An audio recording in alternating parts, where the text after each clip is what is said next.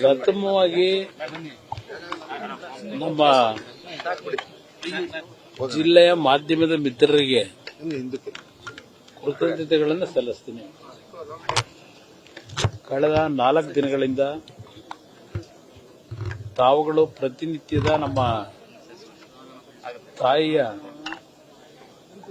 ಒಂದು ಅಂತ್ಯಕ್ರಿಯೆ ಆದ ನಂತರವೂ ಸಹ ಕಳೆದ 2 ದಿನಗಳಿಂದ ಇಲ್ಲಿ ನಡೀತಾ ಇರತಕ್ಕಂತ ಒಂದು ಧಾರ್ಮಿಕ ಕಾರ್ಯಕ್ರಮ ಅಂತೀನಿ ನಾನು. ಯಾಕೆಂದ್ರೆ ನಮ್ಮ ತಾಯಿಯ ಬದುಕು ಜೀವನವೆಲ್ಲ ದೇವರನ್ನ ನಂಬಿ ಬದುಕಿರತಕ್ಕಂತ ಬದುಕು ಇದು. ಬಹುಶಃ ತಮ್ಮಗಳಿಗೂ ಇವತ್ತಿನ 2 ದಿನಗಳಿಂದ ನಡೀತಾ ಇರತಕ್ಕಂತ ಈ ಕಾರ್ಯಕ್ರಮ ನೋಡಿದಾಗ ಒಂದು ರೀತಿಯ ಉತ್ತಮವಾದಂಥ ರೀತಿಯಲ್ಲಿ ಒಂದು ಭಾವನೆಗಳನ್ನ ನೀವು ಕಂಡಿದ್ದೀರಿ ಅನ್ನೋದು ನನ್ನ ಅಭಿಪ್ರಾಯ. ನಮ್ಮ ತಂದೆಯವರು ಸಹ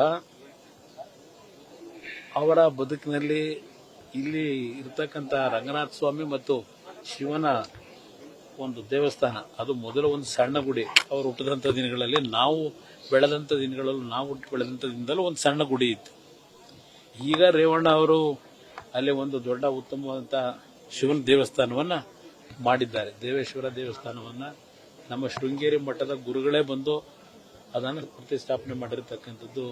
ಅದು ಸಹ ತಾವುಗಳೇ ನಾಡಿನ ಜನತೆ ಮುಂದೆ ಪ್ರದರ್ಶನ ಮಾಡಿ ಅದೆಲ್ಲವನ್ನ ಮಾಹಿತಿ ಇಟ್ಟಿದ್ದೀರಿ. ಅವರೂ ಸಹ ದೈವ ಭಕ್ತರೇ ಇದ್ದಾರೆ. ಅದರಿಂದ ಎಲ್ಲಾ ವಿಧಿವಿಧಾನಗಳು ಒಂದು ನಮ್ಮ ಧಾರ್ಮಿಕವಾಗಿ ಏನು ನಡೀಬೇಕು ಅದೆಲ್ಲವನ್ನ ಇವತ್ತು ಅತ್ಯಂತ ಶ್ರದ್ಧೆಯಿಂದ ಇವತ್ತೇನು ಈ ಕಾರ್ಯಕ್ರಮಗಳನ್ನ ನಡೆಸ್ತಾ ಇದ್ದಾರೆ ನಮ್ಮ ತಂದೆಯವರ ಒಂದು ಮಾರ್ಗದರ್ಶನದಲ್ಲಿ. ಒಂದು ಹೇಳ್ತಕ್ಕಂಥ, ಈಗಾಗಲೇ ಅವರು ಸಹ ಹಲವಾರು ಬಾರಿ ಹೇಳಿದ್ದಾರೆ, ಅವರಿಬ್ಬರಲ್ಲಿ ಹಲವಾರು ರೀತಿಯ ಏಳು ಬೀಳುಗಳು, ನೋವುಗಳನ್ನ, ಸಂತೋಷ ಅಂತೂ ಅವರೇನು ಪಟ್ಟಿಲ್ಲ. ಇಬ್ಬರೂ ಸಹ ಬಹಳ ಸಂತೋಷವಾದಂಥ ದಿನಗಳು ಕಡಿಮೆ. ಎಲ್ಲರ ಬಗ್ಗೆ ಚಿಂತೆಯನ್ನೇ ಮಾಡ್ಕೊಂಡ್ ಬಂದಂತವ್ರು. ಇನ್ನೇ ಆದರೂ ಸಹ ಅವರಿಬ್ಬರಲ್ಲಿ ಅನ್ಯೋನ್ಯತೆ ಅನ್ನೋದು ಒಂದು ಭಾಗ. ಅವರು ಮದುವೆ ಆದ ನಂತರವೂ ನಮ್ಮ ತಾಯಿಗೆ ಕೆಲವು ಆರೋಗ್ಯದ ಸಮಸ್ಯೆಗಳಿತ್ತು. ಅಂತ ಸಂದರ್ಭದಲ್ಲೂ ನಮ್ಮ ತಂದೆಯವರು ಅವರನ್ನ ಮಗುಗಿಂತ ಹೆಚ್ಚಾಗಿ ನೋಡ್ಕೊಂಡಿದ್ರು. ಅದಕ್ಕಿಂತ ಹೆಚ್ಚಾಗಿ ಇದೇ ಶಿವನ ದೇವಸ್ಥಾನಕ್ಕೆ ಶಿವರಾತ್ರಿಗೆ ಬಂದಾಗ ಯಾವೊಂದು ಆಸಿಡ್ನ ಪ್ರಕರಣ ನಡೀತು. ಅದರಿಂದ ಅವರು ಬದುಕಿರ್ತಕ್ಕಂಥದ್ದು ಅದು ಒಂದು ಪವಾಡ. ಅದು ಡಾಕ್ಟರ್ಗಳು ಯಾರನ್ನು ಉಳಿತಾರೆ ಅಂತಕ್ಕಂಥದ್ದಕ್ಕೆ ಆಸೆ ಇಟ್ಕೊಂಡಿರಲಿಲ್ಲ. 2 ತಿಂಗಳು ಪ್ರಜ್ಞೆ ಇರಲಿಲ್ಲ. ಆ ಸಾವನ್ನು ಬದುಕಿನ ನಡುವೆ ಹೋರಾಟ ಮಾಡಿ ನಮ್ಮ ತಾಯಿಯನ್ನು ಮತ್ತೆ ಮರುಜೀವ ಪಡೆದ್ರು.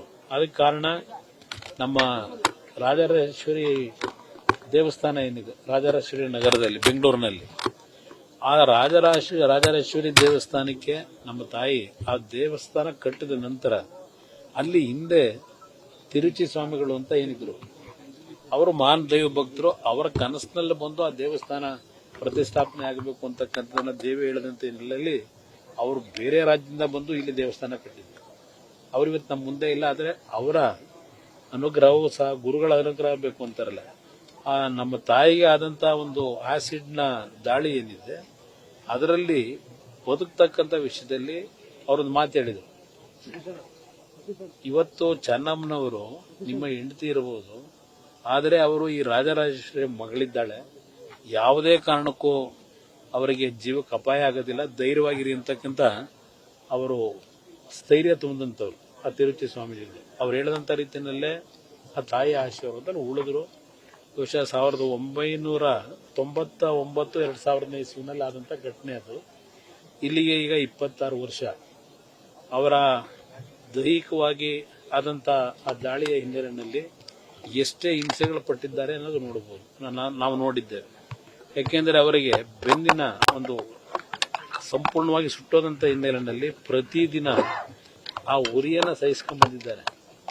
ಆದರೆ ನಮ್ಮ ತಂದೆಯವರು ಅವರನ್ನ ಆ ಒಂದು ದಾಳಿಯ ನಂತರ ಇನ್ನೂ ಹೆಚ್ಚಿನ ರೀತಿಯಲ್ಲಿ ಅವರಿಗೆ ಎಷ್ಟೇ ರಾಜಕಾರಣದ ಶ್ರಮದಲ್ಲಿ ಬಿಡುವಿಲ್ಲದೆ ಇದ್ರು ಅವರನ್ನ ಯಾವ ರೀತಿ ದಿನಗಳಲ್ಲಿ ಅವರನ್ನ ಪ್ರೀತಿಸಿದ್ದಾರೆ, ಅವರಿಗೆ ನೋವನ್ನ ದೂರ ಸರಿಸ್ತಕ್ಕಂಥ ನಿಟ್ಟಿನಲ್ಲಿ ಅವರಲ್ಲಿ ಮಾನಸಿಕ ಸ್ಥೈರ್ಯ ತುಂಬಿದ್ದಾರೆ. ಅವೆಲ್ಲ ಒಂದು ದೊಡ್ಡ ಇತಿಹಾಸ ಕಥೆ ಇದೆ ನಮ್ಮ ಕುಟುಂಬದಲ್ಲಿ.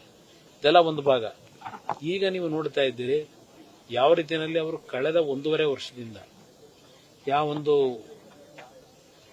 ಆರೋಗ್ಯದ ಸಮಸ್ಯೆಗಳು ಪ್ರಾರಂಭ ಆಯಿತು. ಇದು ಕಾರಣ ಬಹುಶಃ ಈ ರಾಜ್ಯದಲ್ಲಿ ರಾಜಕೀಯದ ದ್ವೇಷದಲ್ಲಿ ನಡೆದಿರತಕ್ಕಂಥ ಕೆಲವು ಘಟನೆಗಳು, ಕೆಲವು ತಪ್ಪುಗಳಾಗಿರ್ಬೋದು. ನಾನು ಸಂಪೂರ್ಣವಾಗಿ ನಾವು ಪರಿಶುದ್ಧವಾಗಿ ಬದುಕಿದ್ದೇವೆ ಅಂತಕ್ಕಂಥದ್ದನ್ನು ಹೇಳಲ್ಲ. ಒಂದು ತಪ್ಪುಗಳಾಗಿರ್ಬೋದು. ಆ ತಪ್ಪುಗಳನ್ನ ಇಟ್ಟು ಯಾವ್ಯಾವ ರೀತಿಯಲ್ಲಿ ಏನೇನು ನಡೆದಿದೆ ಈ ರಾಜ್ಯದಲ್ಲಿ ನಮ್ಮ ಕುಟುಂಬವನ್ನ ಸಂಪೂರ್ಣವಾಗಿ ರಾಜ್ಯದ ಜನತೆಯ ಹೃದಯದಿಂದ ಕಿತ್ತೊಗಿಬೇಕು ಅಂತಕ್ಕಂಥದ್ದೇ ಒಂದು ದೃಷ್ಟಿಯಿಂದ ಕೆಲವು ಘಟನೆಗಳು ಈ ರಾಜ್ಯದಲ್ಲಿ ನಡೆದಿದೆ. ಅದನ್ನ ಈ ಸಂದರ್ಭದಲ್ಲಿ ನಾನು ಹೇಳಲಿಕ್ಕೆ ಹೋಗೋದಿಲ್ಲ. ಇದು ಒಂದು ನಾವೆಲ್ಲರೂ ಅತ್ಯಂತ ಒಂದು ಆತ್ಮಕ್ಕೆ ಶಾಂತಿಯನ್ನ ನಮ್ಮ ತಾಯಿ ಕೊಡಬೇಕು ಅನ್ನೋದಕ್ಕೆ ಇವತ್ತು ಸಹ ಹಾಲು ತುಪ್ಪ ಇವತ್ತು ಅರ್ಪಿಸ್ತಕ್ಕಂಥ ಸಂದರ್ಭದಲ್ಲೂ ನಮ್ಮ ಅಭಿಮಾನಿಗಳು, ಕಾರ್ಯಕರ್ತರು, ಅವರನ್ನ ಪ್ರೀತಿಸ್ತಾ ಇದ್ದಂತ, ಅವರು ಪ್ರೀತಿಸಿದ್ದಂತ ಜನತೆ ಬಂದು ಇವತ್ತೇನು 3ನೇ ದಿನದ ಕಾರ್ಯಕ್ರಮದಲ್ಲೂ ಭಾಗವಹಿಸಿದ್ದಾರೆ. ಬಹುಶಃ ಅವರು ಇನ್ನೂ ಬದುಕಿರ್ತಿದ್ರು ನನ್ನ ಅಭಿಪ್ರಾಯ. ಒಂದು ಬಾರಿ ಆಸಿಡ್ನ ಪ್ರಕರಣ ನಂತರ ನಮ್ಮ ಕುಟುಂಬದಲ್ಲಿ ಅವರಿಬ್ಬರು ಏನು ವಯಸ್ಸಾಗಿರ್ತಕ್ಕಂಥವರಿದ್ರು, ಅವರ ಮಾನಸಿಕವಾಗಿ ಯಾತನೆಗೆ ಒಳಗಾಗ್ತಕ್ಕಂಥ ರೀತಿಯಲ್ಲಿ ಏನೇನು ನಡೀತು ಅಂತಕ್ಕಂಥದ್ದು ಮುಂದಿನ ದಿನಗಳಲ್ಲಿ ಯಾರಾದರೂ ಇತಿಹಾಸ ಬರೆಯೋರು ಹೇಳ್ತಾರೆ. ಅದು ಒಂದು ಭಾಗ. ಅದಕ್ಕೆ ನಾನು ಹೇಳ್ತಾ ಇದ್ದೇನೆ, ನನ್ನ ತಾಯಿ ಇವತ್ತು ನಮ್ಮನ್ನು ಅಗಲಿಕೆ ಕಳೆದ 1.5 ವರ್ಷದ ಹಿಂದೆನೆ ಅವರು ಬೆಡ್ ರಿಡನ್ ಆಗಿದ್ದು. ಅಲ್ಲಿಂದ ಇಲ್ಲಿವರೆಗೂ ಅವರು ಪಟ್ಟಿರತಕ್ಕಂಥ ಹಿಂಸೆ ಮತ್ತು ಹಂತ ಹಂತವಾಗಿ ಅವರಿಗೆ ನೆನಪಿನ ಶಕ್ತಿಯೂ ಕಡಿಮೆ ಆಗ್ತಕ್ಕಂಥದ್ದು, ಯಾರನ್ನು ಗುರುತಿಸದೇ ಇರತಕ್ಕಂಥ ಪರಿಸ್ಥಿತಿಗಳು ನಿರ್ಮಾಣ ಆಗಿದ್ದು. ಅಂತ ಸಂದರ್ಭದಲ್ಲೂ ಯಾರಾದರೂ ನೋಡ್ಲಿಕ್ಕೆ ಬಂದ್ರೆ ಊಟ ಮಾಡಿದೀರಾ, ಊಟ ಮಾಡಿ, ಅದು 2 ಪದ ಬಿಟ್ರೆ ಇನ್ನೇನೋ ಬಾಯಿನಲ್ಲಿ ಬರ್ತಿರ್ಲಿಲ್ಲ. ನನ್ನನ್ನ ಸ್ವಲ್ಪ ಮತ್ತೆ ನಮ್ಮ ಇಬ್ಬರು ತಂಗಿರಿದ್ದಾರೆ, ಅವರನ್ನ ಸ್ವಲ್ಪ ನೆನಪಿನಲ್ಲಿ ಇಟ್ಕೊಂಡಿದ್ರು. ನಾನು ಏನಾದರೂ ಒಂದು ವಾರದಲ್ಲಿ 2 ದಿನವೋ 3 ದಿನವೋ ಯಾವ್ದಾದ್ರು ಫ್ರೀ ಇದ್ದಾಗ ಹೋದಾಗ, ಒಳ್ಳೆ ಕೆಲಸ ಮಾಡಪ್ಪ, ಯಾವಾಗ ಬಂದೆ, ಡೆಲ್ಲಿಗೆ ಹೋಗಿದ್ದ, ಇದು ಮಾತ್ರ ಅವರಲ್ಲೇ ನೆನಪಿನಲ್ಲಿತ್ತು. ಆ ರೀತಿಯಲ್ಲಿ ಒಳ್ಳೆ ಕೆಲಸ ಮಾಡಪ್ಪ ಅಂತಕ್ಕಂಥದ್ದನ್ನು ಹೇಳೋರು ಅಷ್ಟೇ. ಆದರೆ ಒಂದು 2-3 ಬಾರಿ ಒಂದು ಕುಟುಂಬದಲ್ಲಿ ನಡೆದಿರ್ತಕ್ಕಂಥ ಪ್ರಕರಣದಲ್ಲಿ ಯಾವಾಗ ಕರ್ಕೊಂಡ್ಬರ್ತೀಯಪ್ಪ ಅಂತಕ್ಕಂಥ ಒಂದು ಮಾತಾಡ್ತೀವಿ. ಅದು ಇವತ್ತು ನನಗೆ ನೋವಿದೆ. ಅವರಿಗೆ ಅಂತ ಒಂದು ಸನ್ನಿವೇಶಗಳನ್ನ ತಡಿಲಾರದೇನೆ ಇವತ್ತು ಇಂಥ ಒಂದು ದಿನವನ್ನ ನಾವೇನು ಕಾಣಬೇಕಾಗಿದೆ. ಬಹುಶಃ ಇನ್ನೂ ಒಂದು 3-4 ವರ್ಷಗಳು ಆ ರೀತಿಯ ಒಂದು ಇವತ್ತಿನ ದಿನ ನಾವು ನೋಡ್ಲಿಕ್ಕೆ ಸಾಧ್ಯ ಇರಲಿಲ್ಲ. ಆದರೆ ಅದನ್ನ ದೇವರು ತೀರ್ಮಾನ ಮಾಡಿರೋದು, ನಾವಲ್ಲ. ಆ ದೇವರ ತೀರ್ಮಾನಕ್ಕೆ ನಾವೆಲ್ಲರೂ ತಲೆಬಾಗಲೇಬೇಕು, ಅದನ್ನ ಹೇಳ್ತೇನೆ. ಅದರ ಜೊತೆಗೆ ಇವತ್ತು ಈ ಸ್ಥಳ ಏನಿದೆ, ಕುಟುಂಬದಲ್ಲಿ ಅಂತಿಮವಾಗಿ ನಮ್ಮ ಕುಟುಂಬದ ಎಲ್ಲ ಅಣ್ಣ ತಮ್ಮಂದರು, ತಂಗಿರು ಎಲ್ಲರೂ ಸೇರಿ ನಮ್ಮ ತಂದೆಯವರ ಜೊತೆ ಚರ್ಚೆ ಮಾಡಿ ಅಂತಿಮವಾಗಿ ಈ ಸ್ಥಳವನ್ನ ಇಲ್ಲಿ ಒಂದು ಧಾರ್ಮಿಕ ಕ್ಷೇತ್ರವಾಗಿ ನಿರ್ಮಾಣ ಮಾಡತಕ್ಕಂಥದ್ದಷ್ಟೇ ಅಲ್ಲ, ಸಾಮಾಜಿಕವಾಗಿ ಯಾವ ರೀತಿಯಲ್ಲಿ ಸಂಕಷ್ಟದಲ್ಲಿರ್ತಕ್ಕಂಥವ್ರು, ಇವತ್ತು ಸಮಸ್ಯೆಗಳೆಲ್ಲ ಇರ್ತಕ್ಕಂಥವ್ರು ಈ ಸ್ಥಳದಲ್ಲಿ ಬಂದು ನೆಮ್ಮದಿಯ ಜೀವನ ಮತ್ತು ಇಲ್ಲಿಂದ ಉತ್ತಮವಂತ ರೀತಿಯಲ್ಲಿ ಹೊರಗೆ ಹೋಗ್ತಕ್ಕಂಥ ರೀತಿಯಲ್ಲಿ ಅವ್ರ ಬದುಕನ್ನು ಕಟ್ಕೊಳ್ಳಿಕ್ಕೆ ಯಾವ್ಯಾವ ರೀತಿಯ ಒಂದು ಕೆಲಸಗಳು ಇಲ್ಲಾಗಬೇಕು.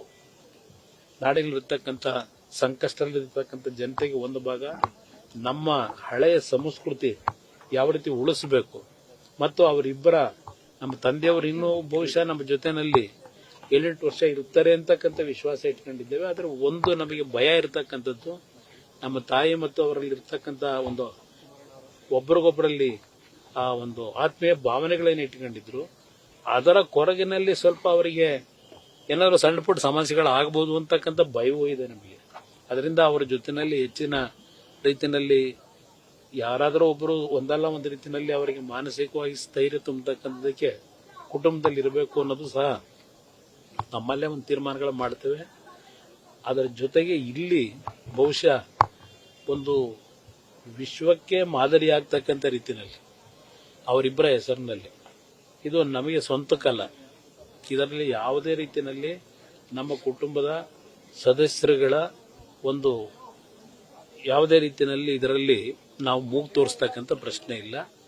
ಒಂದು ಸಾರ್ವಜನಿಕವಾಗಿ ಸಾರ್ವಜನಿಕರಿಗೆ ಒಂದು ಉತ್ತಮವಾದ ರೀತಿಯ ಪ್ರಾಮಾಣಿಕವಾಗಿ ಜನಸೇವೆ ಮಾಡ್ತಕ್ಕಂಥವ್ರನ್ನ ಗುರುತಿಸಿ ಈ ಸ್ಥಳದಲ್ಲಿ ಏನು ಒಂದು ನೋಡ್ಕೊಳ್ತಕ್ಕಂಥ ವಿಷಯದಲ್ಲಿ ಒಂದು ಪ್ರಾಮಾಣಿಕವಾಗಿರ್ತಕ್ಕಂಥವ್ರನ್ನ ಸೆಲೆಕ್ಟ್ ಮಾಡಬೇಕು ಅಂತ ಇದ್ದೇನೆ.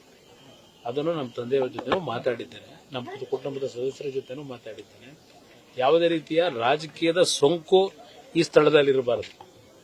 ಯಾವುದೇ ಕಾರಣಕ್ಕೂ ರಾಜಕೀಯಕ್ಕೆ ಮಹತ್ವ ಕೊಡ್ತಕ್ಕಂಥ ಪ್ರಶ್ನೆ ಇಲ್ಲ.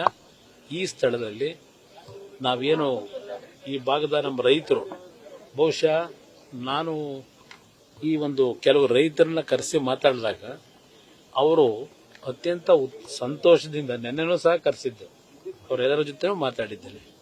ಅವರಿಗೆ ಏನು ಸಂತೃಪ್ತಿಯಾಗಿ ಈ ಭೂಮಿಯನ್ನು ಸಂತೋಷ ಬಿಟ್ಕೊಡ್ತಕ್ಕಂಥದ್ದಕ್ಕೆ ಅವ್ರು ಏನು ನಮ್ಮಿಂದ ನಿರೀಕ್ಷೆ ಮಾಡಿದ್ರು ಅದು ಎಲ್ಲ ರೀತಿಯಲ್ಲೂ ಆ ನಿರೀಕ್ಷೆಯನ್ನ ಮಾಡಿಕೊಟ್ಟಿದ್ದೇವೆ. ಮುಂದೆನೂ ಸಹ ಆ ಕುಟುಂಬಗಳಿಗೆ ಈ ಜಾಗದಲ್ಲಿ ಅವ್ರ ಕುಟುಂಬದಲ್ಲಿ ಕೆಲವರು ಬದುಕ್ತಕ್ಕಂಥದ್ದಕ್ಕೆ ಅವ್ರಿಗೂ ಅವಕಾಶಗಳಿದ್ದಾರೆ ಹೇಳಿದ್ದಾನೆ. ಅವರಿಗೆ ದುಡಿಮೆ ಮಾಡಿ ಬದುಕ್ತಕ್ಕಂಥದ್ದಕ್ಕೆ ಅವ್ರಿಗೆ ಏನು ಇಲ್ಲಿ ಮುಂದಿನ ದಿನಗಳ ಅನುಕೂಲ ಆಗ್ತದೆ ಅದೆಲ್ಲವನ್ನು ವಿವರಿಸಿದ್ದೇನೆ. ಇದು ನಾಡಿನ ಜನತೆಗೆ ಸಮರ್ಪಣೆ ಮಾಡ್ತಕ್ಕಂಥ ಜಾಗ ಇದು ಅವರಿಬ್ಬರ ಹೆಸರಿನಲ್ಲಿ. ಇದರಲ್ಲಿ ನಮ್ಗೆ ಯಾವುದೇ ರೀತಿಯ ನಮ್ಮ ಕುಟುಂಬದ ಇನ್ವಾಲ್ವ್ಮೆಂಟು ಓನ್ಲಿ ಡೆವಲಪ್ಮೆಂಟ್ ಇರ್ಬೋದು, ಪ್ಲಸ್ ಜನರಿಗೆ ಇಲ್ಲಿ ಏನು ಆಗಬೇಕಾಗ್ತದೆ, ಅನಾಥ ಮಕ್ಕಳಿಗೆ, ಅಲ್ಲಿಂದ ಅವರ ವಯಸ್ಸಾಗಿರ್ತಕ್ಕಂಥವ್ರಿಗೆ, ನಮ್ಮ ರೈತ ಬಂಧುಗಳಿಗೆ ಕೆಲವು ರಿಸರ್ಚ್ನ ಮಾಡ್ತಕ್ಕಂಥ ಒಂದು ಸೆಂಟರ್ ಇಲ್ಲಿ ಆಗಬೇಕು ಅಂತಕ್ಕಂಥದ್ದೇನಿದೆ. ಒಂದು ಸಂಸ್ಕೃತ ಪಾಠಶಾಲೆಯನ್ನ ನಿರ್ಮಾಣ ಮಾಡ್ತಕ್ಕಂಥದ್ದು, ಹೀಗೆ ಹಲವಾರು ರೀತಿಯ ಯೋಜನೆಗಳನ್ನ ಇಲ್ಲಿ ಹಮ್ಮಿಕೊಂಡಿದ್ದೇವೆ.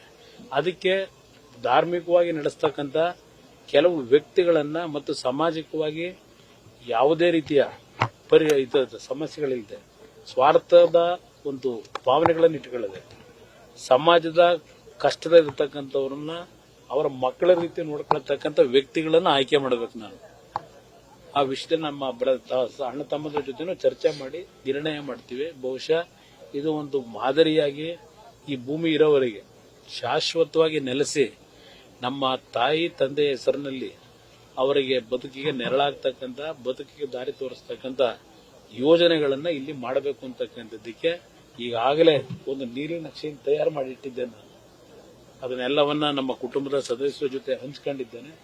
ಎಲ್ಲರ ಸಹಕಾರ ಇದೆ. ಅದನ್ನ ಇಲ್ಲಿ ಪ್ರಾರಂಭ ಮಾಡತಕ್ಕಂಥದ್ದು ಬಹುಶಃ ಇನ್ನೊಂದು 15-20 ದಿವಸಗಳ ನಂತರ ಪ್ರಾರಂಭ ಮಾಡಿ 2-3 ವರ್ಷದೊಳಗೆ ಈ ನಾಡಿನ ಜನತೆಯ ಒಂದು ಬಡವರಿಗೆ ಯಾವ ರೀತಿ ಅನುಕೂಲಗಳಾಗಬೇಕು ಅದನ್ನ ಕಾರ್ಯಕ್ರಮ ಪ್ರಾರಂಭ ಮಾಡಬೇಕು ಅನ್ನೋದು ನಮ್ಮ ಉದ್ದೇಶ. ನ್ಯೂಸ್ ಫಸ್ಟ್ ನಿರ್ಭೀತಿಯಿಂದ ನಿಮ್ಮ ಪರವಾಗಿ.